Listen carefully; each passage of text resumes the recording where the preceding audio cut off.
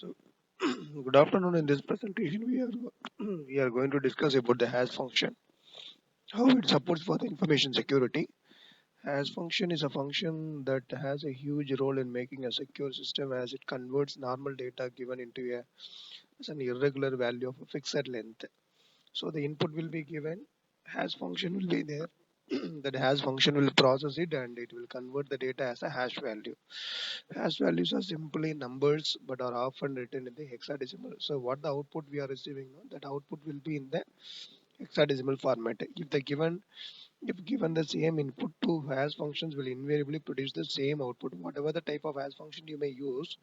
But whenever you are using any type of hash functions, whatever the number of times the same input can be given, but it will give you the same fixed value of the hash value only it will be given. Converting the hash codes to their original value is an impossible task. That is also one of the advantage of this hash function mechanic. And the features of hash functions in information security is a one-way function and deterministic. One-way function is nothing but easy to compute the hash value for a given input, but difficult to compute the input for a given hash value. As I said, that it is the integrity of the data. Deterministic, same input, the output will also be the same whatever the type of hash function you may use, but if it comes under the hash function, the value will not get changed. Fixed size output will be given, storing and the transmission of data. It provides the collision resistance and a non. The advantages and disadvantages are of the hash functions that we are going to discuss in this particular slide. The advantages are, as I said, that the data integrity, message authentications, limited input size, and the fast computations. As far as the disadvantages are concerned, collision attacks, rainbow table attacks, hash function weakness like MD5, limited input sizes. These are all the attacks. As I said, that the collision attack is nothing but even if one input may gets two different outputs, in the sense there is a possibility for the occurrence of collision attacks. Similarly, the rainbow table attacks also. Hash functions weaknesses are like MD5, message digest 5 is one of the algorithm which is used in the information security.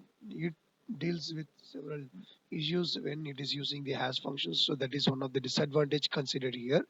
The input size is limited, as we have mentioned that the fixed size of data only can be. Data verification, in the sense whether it is coming from the authorized persons or not, it will be verified by the hash function. Password storages, as I said that in the class itself, when you are using the password, even if you are having the password in the Google account, the Google server cannot able to identify your password what you are fixing, because it is generated as a hash value, so it is not possible to identified by the Google server also. So digital signatures, whether it is coming from the authorized person or not, as well as the message authentication code. In this slide, we are going to deal with the SHA secured hash algorithm 512 version. Here it deals with the overall structure, function explanations, a round function diagram, extraction of 64-bit from 1024-bit, comparison of SHA. Everything we are going to slides. So here the message digest generation is using SHA 512 having the length of 1024 bits. Among these 1024 bits, 128 bits are used for representing the size of the particular representing the size of the message what we are going to transmit. Rest of the bits are used for accommodating the 128 bit is going to give the information about the length of the messages. Here rest of the bits are used for having the original data. These 1024 bits, the complete message will be divided as 1024 bits. It is considered as M1 to Mn. So up to Mn minus 1, we are damn sure that all the blocks contains the 1024 bits. But when it is coming to the n block, we cannot sure that that particular block will definitely contain the 1024 bits.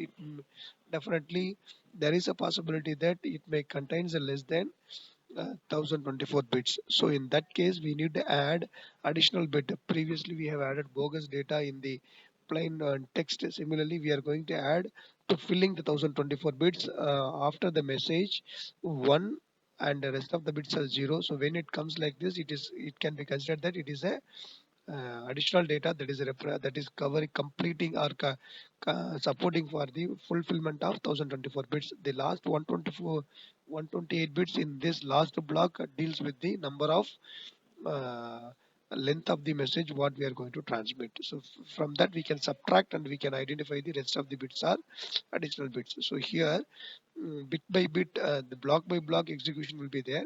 So IV initial value will be represented as 0, that will be forwarded to the uh, hash function. Addition to the function, it will get appended and it gives one value. So that is not the exact final hash value. That value will be considered as h1 up to hn minus 1. It will be transmitted. hn1 minus 1 will be added with the function and it gives the hn. This will be considered as the hash codes. So each and every blocks will get the hash code, but that cannot be considered as the final code. When it is received by the HN block, that will be considered as the each and every messages will be scheduled here and that will be passed to the blocks of A to H. Each and every block contains the 64 bits. It is having the 679 rounds of execution in order to provide the security. So by that it is appended and it is getting. So here we are going to deal with the here we are going to deal with here we are going to deal with the message authentication code. There is no difference between the plain text conversion and the message authentication code, but the thing is the key will be there and it is forwarded to the MAC algorithm. The responsibility of the MAC algorithm which is available, the key which is available in the MAC algorithm will take care of the converting the message as the MAC code and it is getting transmitted. Then it is received by the receiver as a message. That message will be removing the message authentication codes by using the same MAC algorithm and the key. Finally, the receiver will verify whether the MAC received by the sender is forwarded by the sender and received by the receiver both are same or not. If both are same, they will identify that the received code is correct. If it is not getting mapped, then it is identified that it is that code. So this is how the algorithm works. Here source code will be there. This is the destination. Between that, the ciphertext takes place. The second algorithm, MAC message will be there, that is encrypted with the MAC authentication code. Before transmitting, it is getting encrypted, then it is getting transmitted. So after appending the MAC code, it is getting encrypted and transmitted. When it is received, it will be decrypted and the message will be filtered from the MAC authentication code. As far as the third part is concerned, message will be there, then encryption takes place, then MAC message authentication code will appended. Then it is getting transmitted. Here, message authentication code will be removed and then it is decrypted. Then finally, original message will be taken. So the execution takes. So has message authentication code is nothing but the HMAC. It deals with the combination of uh, hash function and as well as the MAC authentication code. Here it contains the sender S1 and S0 and S1. It is having the n number of bits. It's getting transmitted and it is converted as a hash function. Then it is getting appended.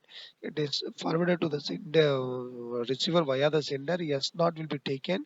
S0 will be identified and the hash function will calculate the HMAC of k comma m. Here are some of the terminologies that we use in the HMAC.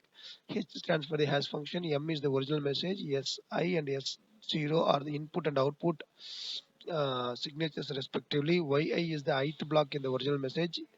M where I are the ranges from 1 to L. L is the count of blocks as we have mentioned in the hash function. K is the secret key used for hashing. IV is the initial vector or you can call it as initial value. It is starts from the zero. The generations of input signature and output signature. Signature S I represents for input and S O to be used for. So with this I would like to stop. Thank you.